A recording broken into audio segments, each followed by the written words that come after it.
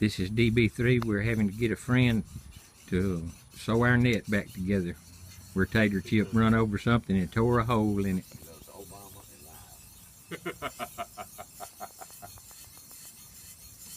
He loves Obama, don't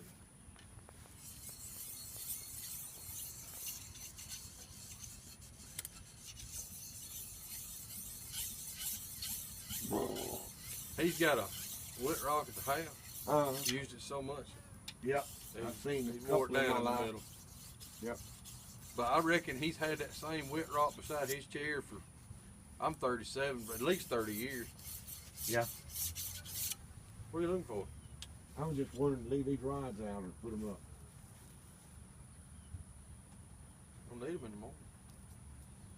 I mean, leave them out tonight. I'll let David make that call.